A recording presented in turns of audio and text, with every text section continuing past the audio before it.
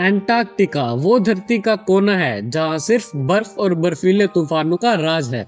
एक शांत जमी हुई धरती जहां का टेम्परेचर -80 डिग्री सेल्सियस तक गिर जाता है, जहां लाइफ के नाम पर कुछ पेंगुइन्स हैं जो इसकी कोस्ट पर रहती हैं और कुछ साइंटिस्ट। लेकिन अब ये व्हाइट लैंड व्हाइट नहीं रहा, क्योंकि साइंटिस्ट ने कुछ टाइम पहले इसकी स्पेस से ली गई फोटोज को स्टडी किया, जिससे उन्हें पता लगा कि इसकी बर्फ पर कोई ग्रीन कलर की चीज है जो बर्फ को कवर कर रही है। लेकिन बात यह है कि अब बर्फ पर पेड़ पौधे तो उग नहीं सकते, और जितना हमें पता है उसके अकॉर्डिंग एल्गी तो इतने हार्श एनवायरनमेंट में सरवाइव नहीं कर सकती। तो ये ग्रीन चीज आखिर है क्या?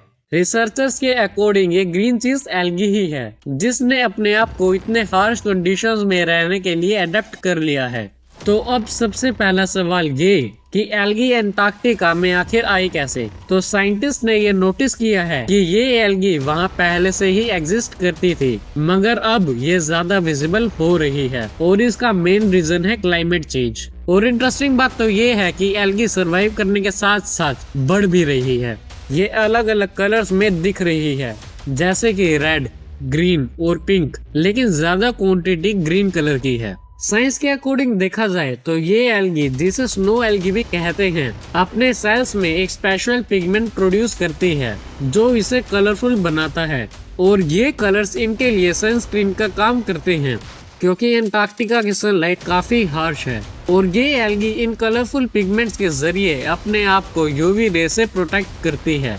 ग्रीन एल्गी के पिगमेंट्स मोस्टली क्लोरोफिल होते हैं, लेकिन जब ये हार्श सनलाइट और एक्सट्रीम कंडीशंस को फेस करती है तो ये रेड और पिंक पिगमेंट्स का यूज करती है। अब एक बड़ा क्वेश्चन ये कि इस एल्गी का बढ़ना एंटार्क्टिका के लिए अच्छा है या बुरा? तो ये एक मिक्स इफेक्ट है। एक तरफ इसकी ग्रोथ क्लाइमेट चेंज का सिग्नल देती है। हर ग्रोथ का मतलब है और गर्म टेम्परेचर, जिसका मतलब है बर्फ का और तेजी से पिघलना। और स्टडीज के अकॉर्डिंग ये एल्गी एंटार्क्टिका की बर्फ को और ज्यादा तेजी से मेल्ट कर रही है, क्योंकि डार्क पिगमेंट्स सनलाइट को एब्जॉर्ब करते हैं, जिसके कारण इसकी आसपास की आइस गर्म होकर मेल्ट हो रही है। लेकिन दूसरी तरफ ये एल्गी कार्बन डाइऑक्साइड को एब्जॉर्ब भी करती है, जो थियोरेटिकली ग्लोबल वार्मिंग को स्लो डाउन करने में हेल्प करती है।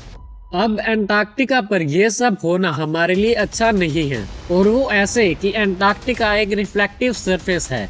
ये सन की ज्यादातर हीट रिफ्लेक्ट कर देता है, और अगर आइस मेल्ट हुई तो हमारी अर्थ और ज्यादा गर्म हो जाएगी, जिसके कारण हमारे ओशन लेवल्स भी इंक्रीज हो जाएंगे, एंड एज अ रिजल्ट हमारे जो कोस्टल सिटीज हैं वो पूरी तरह पानी में डूब जाएंगी। ये कलरफुल फिनोमिना हमारे प्लेनेट की बैड हेल्थ का एक डायरेक्ट मैसेज है। अब ये हम पर है कि हम इसे इग्नोर करेंगे या कुछ एक्शंस उठाएंगे। तो दोस्तों, इस वीडियो को ज्यादा से ज्यादा शेयर करना, ताकि हम लोगों तक इसकी अवेयरनेस पहुंचा सके। और वीडियो अच्छी लगी हो तो चैनल को सब्सक्राइब और वीडियो को लाइक जरूर करना। This is Scientific Levitation signing off.